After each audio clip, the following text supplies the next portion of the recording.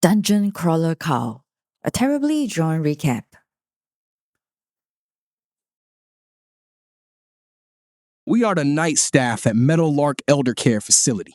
When the collapse happened, we were all outside because someone started a barrel fire. He glanced at the woman with the shopping cart. Crawler 7450. Agatha, Level 2. Race, human. Class, not yet assigned. Anyway, we have to evacuate all 250 residents because of the fire alarm. Carl did a quick count. There were only 38 of them here. There were 250 of you? Yeah, not everyone came down, and not everyone who did is still with us. Most of them hardly moved since we got down, so we've been bringing them food from a safe room nearby. He pointed at a circular maze. There is a stairway inside. Some of us went to check it out, but the gates closed the moment they stepped in. When the gates reopened, they were gone. Our tutorial guide, Mistress Tiata, told us that all borough and city bosses will have stairwells for the first 4 or 5 floors, but there will also be stairwells in other random places too. A group of us went searching for them, but they all dead. We the last 4 non-residents left, and Agatha. Carl watched Imani as she helped an old woman to the bathroom. We was taking the residents group by group to Mistress Tiata when we got attacked. I don't really want to talk about it, man. But Imani has that sword. It was better than letting them get burnt by those things. That explains Imani's 12 crawler killer skulls and her high level. Carl sighed and turned to the maze. There was a drawbridge leading up to a giant gate, big enough for a pair of goblin dozers. The walls shook again as the borough boss sped by.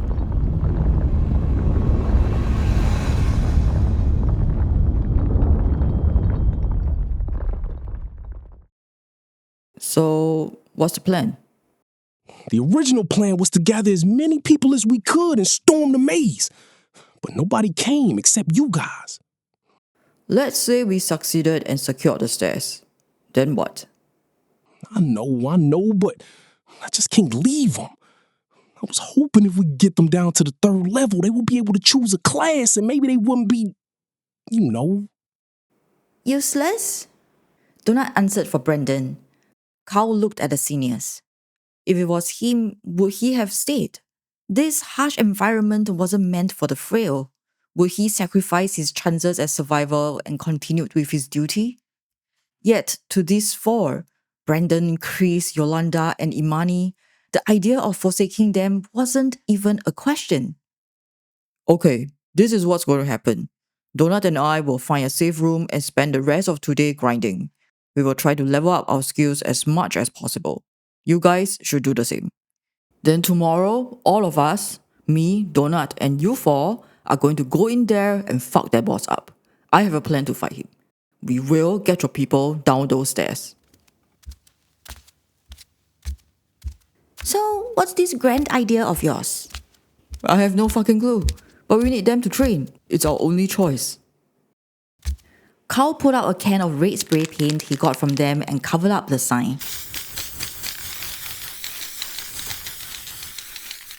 Wait, what are you doing? Did you see Imani's level? She's level 10. So? Are you saying someone might come and kill all the old people? Oh, Carl, darling, nobody is quite that evil. Are they? I don't know, and I don't want to find out. But what about the good guys? What if they come through but you've covered up the signs? Look where we are, Donut. There aren't any big groups of good guys. It's only sharks and minnows. Come on, let's go find that Taco Bell Brendan was talking about. So, which one are we? Carl didn't answer. They spent the next hour hunting and killing troglodytes, a lizard monster found in this neighborhood. Carl and Donut were getting good at fighting as a team. Carl could now tell when or where Donut was going to move to just by her stance. Donut will wait for an opening to fire her magic missiles, and Carl will move in to finish them off with a punch or kick. They've both leveled up to 8, and Donut's magic missile had also risen to level 5. She could now choose how many mana points to put into each casting. You need to practice with your claws. My strength is 9 and yours is 18. You are literally twice as strong as I am. Fighting with one's claws is just so inelegant. It's not ladylike. And shooting lasers out of your eyes is? Oh my, yes. With my magic missiles, I don't get blood on me like a common house cat. I don't end up matted and filthy. I can't even imagine it. Just think about it, okay?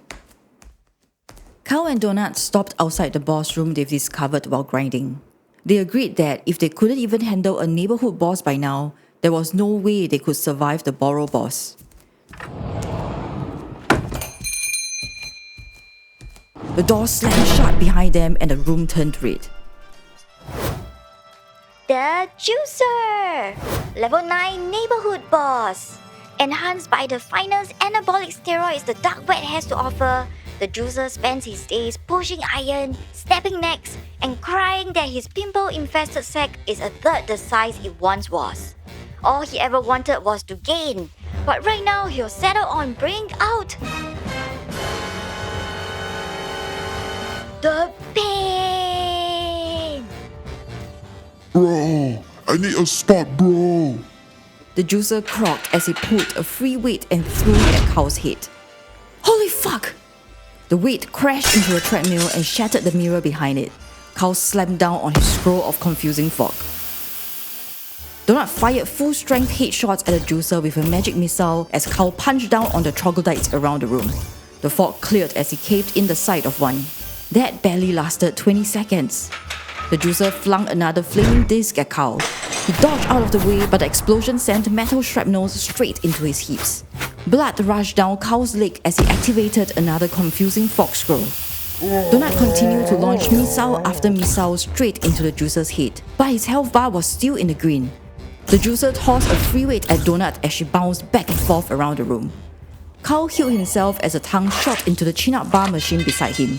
He grabbed the tongue and was dragged across the room straight into the troglodyte's mouth. It clamped down on Carl's arm, embedding dozens of his sharp teeth into his bones. I'm almost out!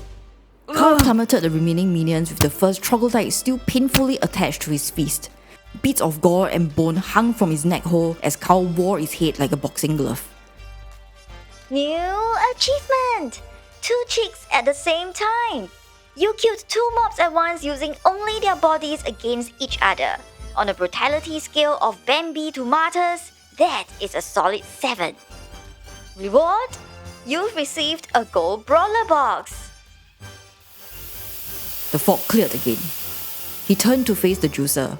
His health bar has dropped to 1/3 and the entire top half of his body was blackened and scorched from Donut's magic missiles. Bro, not cool. That was my bro. Carl dove out of the way as the Juicer flung another weight at him. He read his last confusing fog scroll. He tore off the troglodyte skull and rushed at the Juicer. The Juicer was bent over, feeling blindly for another weight to throw at them. Carl grabbed a barbell, ripped the weights off one end, and swung as hard as he could at the Juicer's scaly head. Carl's whole body shuddered as if he just slammed into a solid wall. The Juicer staggered and fell on his side. Carl grabbed a 100-pound weight, lifted it over his head, and smashed down on the Juicer. Stop! Ow! No, bro! It hurts! Just when Carl thought that the Juicer was finally dead, a giant arm shot up and grabbed his neck. The fog cleared and the Juicer's eyes focused on Carl. He started to squeeze and Carl's health plummeted. I'm going to die. A magic missile slammed into the Juicer's back. Hold on, Carl! Donut flew through the air with her claws out like a tiger. She landed on the Juicer's shoulder and tore into him. Blood erupted over Donut as she beat through the Juicer's veins. The giant hand around Carl's neck went slack and it grazed Donut as he fell. Donut rocketed off the Juicer as if she had been hit by a cannon. She crashed into the far wall with a sickening crunch. Donut! The Juicer stirred weakly. I'm proud of you, bro. You fought through the And the winner is the Royal Court of Princess Donut.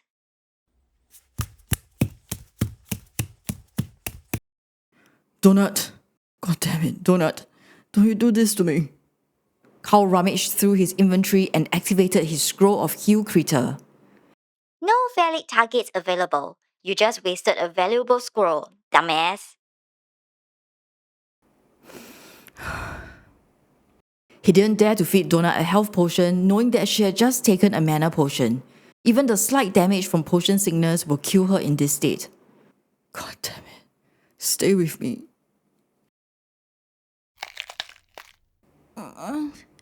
Donut murmured in pain as a broken leg magically sets itself. Her health bar slowly grows bigger. Carl sighed with relief. Carl, is that you? Did we get it? We got it, Donut. You got it. Don't move. Just rest for a minute. You saved my life. I have been grievously injured in battle. In saving you, I have made the ultimate sacrifice. I can feel my life fading away, Carl. I'm circling that last bend into the drain. This is the end. I used my claws like you said, and I have perished as a result. Miss Beatrice is going to be most displeased with you. Tell her I fought bravely. Tell her I fought to the end. Find Ferdinand. Tell him I loved him. I loved him ever since I first saw him. Her health suddenly shot back up. She must have taken one of her own health potions. The light! I think I see the light. This mortal coil is shed. Oh, get up. Help me load all this crap.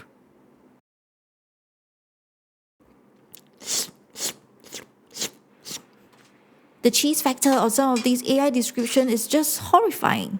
It's worse than that Knight Rider show you love so much. Why are you even bothering? We don't know what will be useful and when, so if it's not bolted to the ground, it's going into the bag. If we can lift it, we take it.